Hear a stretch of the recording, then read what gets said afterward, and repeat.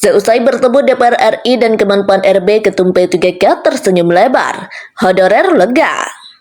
Baik, sebelum melanjutkan ke informasi ini yang baru pertama kali menemukan channel ini, jangan lupa untuk tekan tombol subscribe dan aktifkan loncengnya agar setiap saya mengupdate informasi terkait P3K maupun CPNS, Bapak Ibulah yang pertama kali mendapatkan informasinya.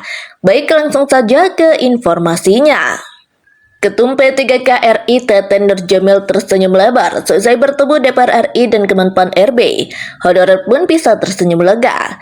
Teten mengungkapkan pihaknya telah bertemu dengan anggota Komisi 2 DPR RI Mardani Alisera dan staf ahli Menpan RB.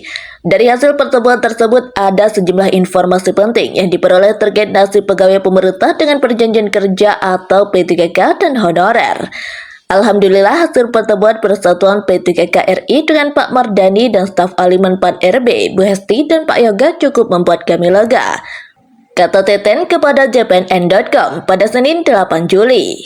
Dia menyebutkan RPP manajemen ASN saat ini sudah sampai uji publik, baik dari DPR maupun Kemenpan RB memastikan P3K mendapatkan pensiun, tidak ada pembatasan perjanjian kerja.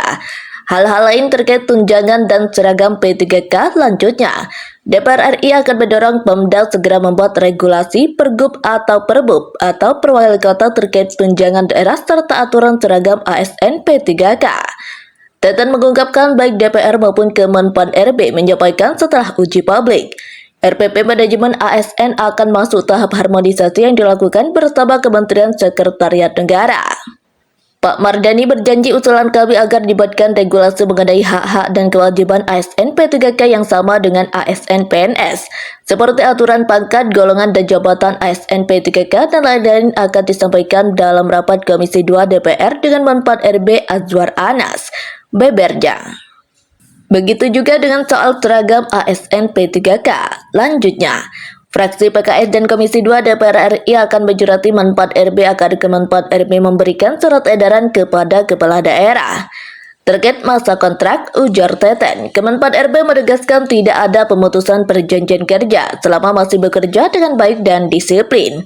Bila ada pemutusan dan tanpa alasan yang mendasar bisa dilaporkan. Bagaimana dengan nasib honorer? Kemenpan RB menyatakan telah menyiapkan regulasi untuk tenaga administrasi dari honorer K2 dan honorer lainnya dalam pengadaan P3K 2024. Kemenpan RB sudah mempersiapkan regulasi bagi tenaga teknis dengan 4 jalur, yaitu yang pertama operator sekolah umum operasional bagi SD dan SMP, yang kedua pengadaan tenaga usaha perkantoran dan non-sekolah, yang ketiga pengelolaan pelayanan operasional untuk D3, yang keempat penata pelayanan operasional untuk S1 sederajat. Kemenpan RB juga menegaskan honorer yang sudah P1 di CAT 2023 akan mendapatkan prioritas ASN P3K 2024. Ucapnya, mengenai seragam bagi ASN P3K yang merujuk Permendagri nomor 6 tahun 2021, Kemenpan RB maupun Mardani menegaskan dikembalikan pada aturan daerah masing-masing dan internal lembaga. Dalam pertemuan dengan staf ahli Menpan RB, Teten juga sempat menanyakan penyesuaian ijazah bagi ASN P3K.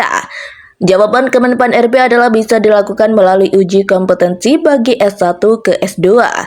Bagi tenaga teknis atau kesehatan D2 atau D3 bisa sertakan S1 di saat perpanjangan SK P3K 1-5 tahun. Bungkas Teten Nurjamil.